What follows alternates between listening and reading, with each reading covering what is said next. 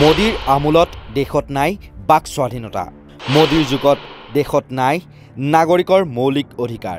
গণতান্ত্ৰিক দেশৰ নামত বিশ্বত দুৰ্নামহে আৰ্জিছে মোদীৰ ভাৰতে। বাক স্বাধীনতাৰ ক্ষেত্ৰত বিশ্বৰ শেষৰ দহখনত মোদীৰ ভাৰতৰ স্থান। সমালোচনাক গণতন্ত্ৰৰ আত্মা বুলিও কোৱা মোদীৰ কথাষাৰো শেষত গৈ ওলালগৈ অন্য এক বৃহৎ জুমলাবাজিহে। সমালোচনা গণতন্ত্ৰৰ আত্মা।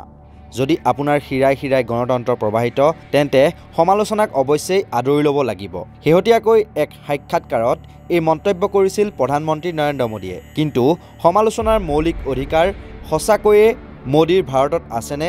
সংবাদ মাধ্যমেই হওক বা সাধাৰণ জনতাই হওক, বাক স্বাধীনতাৰ ওপৰত শাসকৰ দমন নীতিৰ অভিযোগ বাৰে বাৰে উত্থাপিত হৈ আহিছে। বিৰোধীও এই ক্ষেত্ৰত সৰব হোৱা দেখিবলৈ পোৱা গৈছে।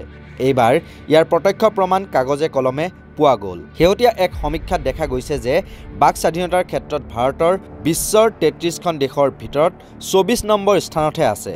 অৰ্থাৎ সৰ্ববৃহৎ গণতন্ত্ৰই বিশ্ব তালিকাৰ তলৰ 10টা স্থান লাভ কৰিবলৈ সক্ষম হৈছে। ২০২১ চনত আমেৰিকাৰ ভাণ্ডাৰবিল্ট বিশ্ববিদ্যালয়ৰ থিংক টেংকে the future of free speech নামৰ এটা প্ৰতিবেদন প্ৰকাশ কৰিছিল। শিৰোনামটো হ'ল who cares about free speech. তাৰ ওপৰত ভিত্তি কৰি ২০২৪ চনৰ অক্টোবৰ মাহত ইউগভ আৰু কেইবাটাও আন্তঃৰাষ্ট্ৰীয় সংস্থাই এক সমীক্ষা চলাইছিল। এই অধ্যয়নত মূলতঃ দুটা প্ৰশ্নৰ উত্তৰ বিচাৰি উলিওৱাৰ প্ৰয়াস কৰা হৈছে।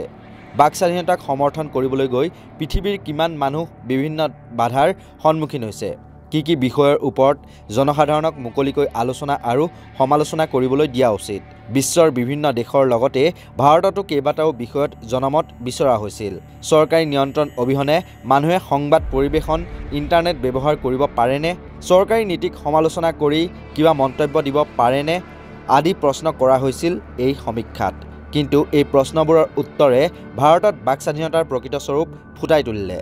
শেহতীয়াকৈ উচ্চতম ন্যায়ালয়ে স্থানীয় সংবাদ সংস্থাৰ সৈতে হোৱা বিবাদৰ বাবে উইকিপিডিয়াৰ এটা পৃষ্ঠা বন্ধ কৰাৰ নিৰ্দেশ দিছিল। তাতো উইকিমিডিয়া ফাউণ্ডেশ্যনে বাক স্বাধীনতাক লৈ প্ৰশ্ন কৰা দেখা যায়। বিৰোধীৰ মতে মোদীৰ যুগত এইটো আৰু কি নতুন কথা? প্ৰতিষ্ঠান বিৰোধী কথা ক'লেই আইনী জালত বন্দী হ'ব বা আপোনাক দেশদ্ৰোহী বুলি লেবেল লগোৱা হ'ব। গতিকে মনে মনে থকাই ভাল। News desk report, north east নাও।